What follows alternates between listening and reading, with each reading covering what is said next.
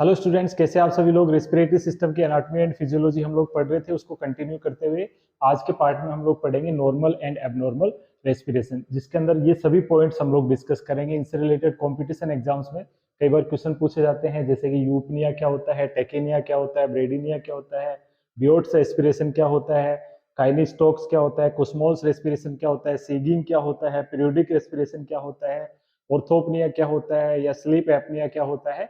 तो इन सभी पॉइंट्स को डिस्कस करेंगे। तो चलिए आज का लेक्चर शुरू करते हैं। अदर वीडियोस की लिंक और प्लेलिस्ट की लिंक मैंने डिस्क्रिप्शन में डाल दी है, आप लोग चाहे तो चेक कर लेना। तो आज हम इन टर्म को वन बाय वन पढ़ेंगे। उससे पहले कुछ बेसिक चीजें हमें पता होनी चाहिए। पहला कि PNEA या फिर PNOEA जिस भी टर्म के आगे लगता है इसका मतलब होता है रेस्पिरेशन, रेस्पिरेशन से रिलेटेड। अब इसके आगे अगर टैकी वर्ड लगा मतलब फास्ट, ब्रेडी लगा मतलब स्लो, हाइपो हाइपो लगा मतलब स्लो, और हाइपर लगा है मतलब डीप ब्रीथिंग। ठीक है, तो इन चीजों को समझेंगे। उससे पहले एक चीज समझते हैं, जो हम लोग ग्राफिकल प्रेजेंटेशन करेंगे उसको समझने के लिए।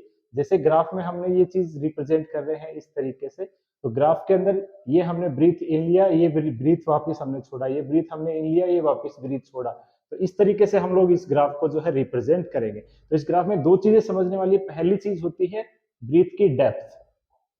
ठीक है, फर्स्ट थिंग क्या है, ब्रीथ की डेप्थ, जो कि हम नॉर्मल ब्रीथ जो है 500 ml लेते हैं।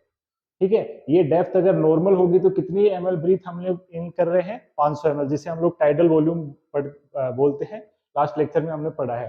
ठीक है, तो अगर टाइडल वॉल्यूम कम होगा तो ये ब्रीथ क्या होगी, सैलो होगी, और टाइडल वॉल्यूम ज्यादा होगी तो ये ब्रीथ क्या होगी, डीप होगी। ठीक है, तो इस तरीके से समझना। दूसरी चीज आती है यहाँ पर डेप्थ के बाद में रेट ऑफ रेस्पिरेशन, यानी एक गिवन टाइम ड्यूरेशन के अंदर कितनी ब्रीथ हम ले रहे हैं। तो एक एडल्ट पर्सन के लिए बात करें तो 12 से 16 ब्रीथ जो है पर मिनट एक नॉर्मल माना जाता है। बट अगर गिवन टाइम पीरियड में पर्सन इससे कम ब्रीथ ले रहा है तो वो कंडीशन क्या होगी, यहाँ पर ब्रेडी कंडीशन होगी। इससे ज्यादा ले रहा है तो वो कंडीशन क्या कहलाती है, टेकी कंडीशन। अब हम लोग one by one in terminology को समझते हैं। तो सबसे पहले जो ग्राफ है इसके अंदर पहले तीन को देखते हैं। तो सबसे पहली टर्म है अपने पास यू। यू का मतलब होता है नॉर्मल, और प्निया का मतलब होता है ब्रीथ। यानी गिवन टाइम पीरियड के अंदर अगर नॉर्मल पैटर्न से ब्रीथिंग चल रही है तो वो चीज क्या कहलाता है, यूपनिया कहलाता है। दूसरा कंडीशन है टेकिनिया। टेकी का मतलब होता है फास्ट। ठीक है, और प्निया मतलब ब्रीथ। तो फास्ट ब्रीथिंग यानी सेम गिवन टाइम पीरियड के अंदर अगर ब्रीथ, जैसे यहाँ पर एक दो की बात करें तो यहाँ पर 1 2 3 4 given time period, same time period में अगर नॉर्मल से ज्यादा ब्रीथ हम ले रहे हैं तो वो क्या कहलाता है, टेकिनिया कहलाता है। नेक्स्ट है अपने पास ब्रेडिनिया। ब्रेडी का मतलब होता है स्लो। ठीक है, प्निया मतलब ब्रीथ, यानी गिवन टाइम पीरियड के अंदर अगर हम कम ब्रीथ ले रहे हैं नॉर्मल से तो वो चीज क्या कहलाता है, ब्रेडिनिया कहलाता है। ओके, ये तीन टर्मिनोलॉजी होगी। नेक्स्ट है अपने पास में हाइपोपनिया। हाइपोपनिया का मतलब होता है, हाइपो वर्ड का मतलब होता है डेप्थ के रिगार्डिंग होता है। ठीक है, यहाँ पर टेकी और ब्रेडी था, वो किसके रिगार्डिंग था, रेट के रिगार्डिंग था, यानी रेट ऑफ रेस्पिरेशन ज्यादा हो जाए या रेट ऑफ रेस्पिरेशन कम हो जाए। जबकि हाइपो और हाइपर होता है वो डेप्थ के अकॉर्डिंग, यानी रेस्पिरेशन की डेप्थ अगर कम हो जाए तो वो चीज क्या कहलाएगा, हाइपोपनिया या फिर सैलो ब्रीथिंग कहलाता है। और डेप्थ अगर बढ़ जाए वो क्या कहलाएगा, हाइपरपनिया कहलाएगा, यानी ज्यादा होना। जैसा कि डायग्राम में दिख रहे हैं, नॉर्मल अगर इसको मान रहे हैं हम तो यहाँ पर ये जो है डेप्थ इसका क्या हो रहा है, कम, जबकि इसमें डेप्थ क्या हो रहा है, यहाँ पर ज्यादा हो रहा है।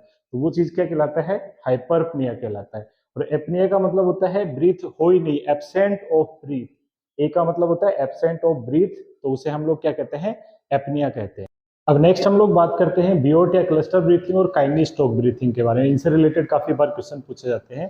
तो दो क्वेश्चन आते हैं, क्या होता है और क्या इनका कोजेज होता है। तो सबसे पहले बात करते हैं हम लोग बियोट रेस्पिरेशन, या फिर इसी को बोला जाता है क्लस्टर ब्रीथिंग। क्लस्टर का मतलब होता है गुच्छे में। ठीक है, तो यहाँ पर बियोट रेस्पिरेशन क्या होता है, एक ऐसा रेस्पिरेशन होता है जिसमें पर्सन 3 से 4, ठीक है, 3 से 4 क्या ले रहा है, डीप ब्रीथिंग, यानी हाइपरनिया हो रहा है। हाइपर का मतलब मैंने बताया था डेप्थ से रिलेटेड था। तो 3 से 4 जो है डीप ब्रीथिंग लेता है, देन आफ्टर वहां पर एपनिया डेवलप हो जाता है। ठीक है, और ये एपनिया अराउंड जो है 20 सेकेंड के लिए यहाँ पर प्रेजेंट रहता है।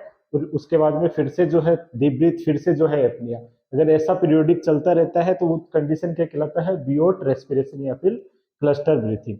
और इसका कारण क्या होता है, अगर पोन्स, जो कि हमने पढ़े थे एनाटॉमी एंड फिजियोलॉजी में, जो कि डेप्थ को कंट्रोल करने का काम करता है, तो पोन्स में अगर डैमेज हो जाए या फिर ओपियोइड की टॉक्सिसिटी हो जाए, जो कि भी इनडायरेक्टली पोन्स को इफेक्ट करती है, तो इन दोनों ही केसेस में जो है बियोट रेस्पिरेशन देखने को मिलेगा। दूसरा आता है अपने पास में काइनेस्टोक रेस्पिरेशन। ठीक है, तो काइनी स्टोक रेस्पिरेशन क्या होता है? काइनी स्टोक रेस्पिरेशन में जैसा कि डायग्राम में हम लोग देख रहे हैं यहाँ पर 3 से 4 ग्रेजुअल हाइपरनिया एंड हाइपोनिया। ग्रेजुअल हाइपरनिया यानी बढ़ता हुआ हाइपरनिया, फिर हाइपोनिया होगा यहाँ पर ब्रीथ कम, फिर उसके बाद में क्या होगा? एपनिया होगा, जो कि 10 सेकंड से लेकर के 1 मिनट तक का हो सकता है। इस एपनिया के बाद में दोबारा से यही ग्रेजुअल हाइपरनिया, फिर दोबारा से हाइपोनिया डेवलप होगा, फिर से एपनिया डेवलप होगा। तो इस तरीके का अगर सीक्वेंस मिल रहा है तो वो रेस्पिरेशन क्या कहलाता है? काइनी स्टोक रेस्पिरेशन कहलाता है। अब इसका कारण क्या है? कारण है रेस्पिरेटरी सेंटर डैमेज हो जाए, जो कि मेडुला ऑब्लोंगेटा के अंदर पाया जाता है। इंस्पिरेटरी और एक्सपिरेटरी सेंटर जो है प्रेजेंट होता है वो डैमेज हो जाए, या फिर ब्लड के अंदर CO2 की मात्रा बढ़ जाए और ऑक्सीजन की मात्रा कम हो जाए, जिसे हम लोग पार्शियल प्रेशर के रूप में जानते हैं, PaO2 एंड PaCO2। PaCO2 जो नॉर्मल होता है 35 से 45 होता है, और PaO2 नॉर्मल जो होता है 80 से 100 mm ऑफ Hg होता है। लास्ट लेक्चर में हम लोग ऑलरेडी इस चीज को डिस्कस कर चुके हैं। तो काफी इंपॉर्टेंट है बियोट या क्लस्टर रेस्पिरेशन और काइनी स्टोक रेस्पिरेशन। अब नेक्स्ट हम लोग बात करते हैं कुस्मोल्स रेस्पिरेशन। तो कुस्मोल्स रेस्पिरेशन क्या होता है? It is hyper ventilation. Hyper ventilation में दो कंडीशन एक साथ डेवलप हो जाती है। फर्स्ट होती है टेकीनिया और दूसरी होती है हाइपरनिया। ठीक है, ऑलरेडी हम बात कर चुके हैं। टेकी का मतलब होता है रेट ऑफ रेस्पिरेशन ज्यादा हो जाए, और हाइपर का मतलब होता है डेप्थ ऑफ रेस्पिरेशन बढ़ जाए, यानी रेस्पिरेशन की इंटेंसिटी डेप्थ भी बढ़ जाए और रेट एक से जितने गिवन टाइम में जितना ब्रीथ लेना चाहिए उससे अगर ज्यादा ब्रीथ ले रहा है, तो दोनों कंडीशन एक साथ अगर अराइज हो जाए उस कंडीशन को बोलते हैं hyperventilation, that is Kussmaul's respiration. Kussmaul's respiration के क्या क्या कारण होते हैं? तो इसी के नाम से पता लग रहा है कैसे होता है। कीटोन बॉडीज, और मोस्ट कॉमन कीटोन बॉडीज होते हैं डायबिटिक कीटोएसिडोसिस। क्वेश्चन पॉइंट है, एम्स वगैरह में ये पूछा हुआ है कि कुस्मोल्स रेस्पिरेशन किस कंडीशन में देखने को मिलता है, तो आंसर क्या देना है? Diabetic ketoacidosis. इसके अलावा और कुछ कंडीशन होती है, जैसे यूरेमिया हो जाए, ब्लड के अंदर यूरिया का अमाउंट ज्यादा बढ़ जाए, जिसे हम लोग BUN बोलते हैं। ठीक है, BUN का नॉर्मल अमाउंट हम लोग पढ़ते हैं कुछ बुक्स में 10 से 43 तक दिया होता है, बट अराउंड 20 जो है ये होता है mg/dl। दूसरा सेप्सिस, इन्फेक्शन ऑफ ब्लड हो जाए, सैलिसाइलेट की टॉक्सिसिटी, मेथेनॉल की टॉक्सिसिटी हो जाए, एल्डिहाइड टॉक्सिसिटी हो जाए, यूरिक एसिड का अमाउंट ज्यादा हो जाए। यूरिक एसिड नॉर्मल 3.5 से 7.5 mg/डेसीलीटर होता है, उससे ज्यादा हो जाए, लैक्टिक एसिडोसिस हो जाए। उन सभी कंडीशन के अंदर जो है क्या हो सकता है? कुस्मोल्स रेस्पिरेशन अराइज हो सकता है। कुस्मोल रेस्पिरेशन का मतलब दोनों कंडीशन एक साथ डेवलप हो जाए। कौन कौन सी? टेकिनिया और हाइपरनिया, यानी रेट भी बढ़ जाए एंड डेप्थ भी जो है इंक्रीज हो जाए। अब नेक्स्ट हम लोग पढ़ते हैं दो टर्म और। फर्स्ट है सीगिंग और सेकंड है पीरियोडिक ब्रीथिंग। इसका मतलब क्या होता है? सीगिंग का मतलब क्या होता है? 2 से 3 जो है पर्सन नॉर्मल या फिर हल्की सी डीप ब्रीथ लेता है, देन आफ्टर एक हाइपर ब्रीथ होती है। ठीक है, फिर से 2 से 3 नॉर्मल ब्रीथ लेता है, फिर एक हाइपर ब्रीथ होती है। तो इस तरीके की कंडीशन अगर किसी पेशेंट के अंदर देखने को मिलती है तो वो कंडीशन कहलाती है सीगिंग कंडीशन। और नेक्स्ट होती है पीरियोडिक ब्रीथिंग। पीरियोडिक ब्रीथिंग में क्या होता है?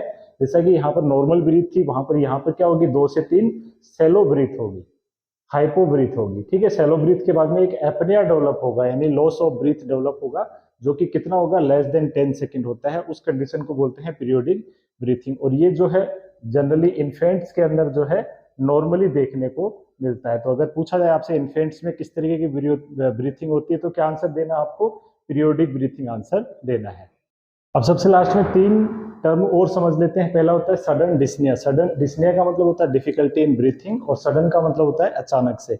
अगर अचानक से पर्सन को ब्रीथिंग डिफिकल्टी होने लग जाए तो वो एक करेक्टरिस्टिक साइन होता है पल्मोनरी एम्बोलिज्म का। पल्मोनरी एम्बोलिज्म पे वीडियो बना रखा है मैंने, आप लोग देख लेना रेस्पिरेटरी एमिशन के अंदर। ठीक है, प्लेलिस्ट के अंदर आप लोग सर्च कर लेना, मिल जाएगा। तो सडन डिस्निया का मतलब होता है अचानक से डिफिकल्टी इन ब्रीथिंग हो जाना। नेक्स्ट होता है स्लीप एपनिया, यानी सोते टाइम पे पर्सन ब्रीथलेस हो जाना। और स्लीप एपनिया में क्वेश्चन पूछा जाता है कि कम से कम कितना एपनिया हो कि उसे स्लीप एपनिया की कैटेगरी में बोला जाए। तो कम से कम जो है 10 सेकेंड या उससे ज्यादा का अगर एपनिया डेवलप होता है तो ही उसे हम लोग बोलते हैं स्लीप एपनिया। इससे कम होता है तो वो इस कैटेगरी में नहीं आता। जनरली ये जो है रेस्पिरेटरी ऑब्स्ट्रक्शन की वजह से होता है, जनरली टंग ऑब्स्ट्रक्शन या ट्रेकिया ऑब्स्ट्रक्शन की केसेस में ये मिलता है। और सबसे लास्ट होता है वेरी इंपॉर्टेंट ऑर्थोपनिया। ऑर्थोपनिया का मतलब होता है, ओपनिया मतलब ब्रीथिंग, और ऑर्थो का मतलब होता है अपराइट पोजीशन, यानी पर्सन केवल अपराइट पोजीशन में, ठीक है, या तो खड़ा हुआ है या फिर पर्सन जो है सिटिंग किया हुआ है, बैठा हुआ है, उसी कंडीशन में पर्सन ब्रीथ कर पाता है, अदरवाइज पर्सन ब्रीथ नहीं कर पाता है। अगर पर्सन लेटा हुआ है उस केस के अंदर जो है पर्सन ब्रीथलेस हो जाता है, तो इस कंडीशन को हम लोग क्या बोलते हैं, ऑर्थोपनिया। ऑर्थोपनिया मतलब person can breathe only in upright position, या फिर difficulty in breathing except upright position. Upright position को छोड़ करके अदर पोजीशन में जो है पर्सन को डिफिकल्टी इन ब्रीथिंग होता है, दैट इज ऑर्थोपनिया। तो ये सभी पॉइंट्स थे आज के लेक्चर से रिलेटेड। तो आज का लेक्चर अच्छा लगा हो तो वीडियो को लाइक और शेयर जरूर कर देना, चैनल को सब्सक्राइब कर देना, बेल आइकन पे जरूर क्लिक कर देना ताकि नेक्स्ट वीडियो आप तक सबसे पहले पहुंचे। Thank you very much.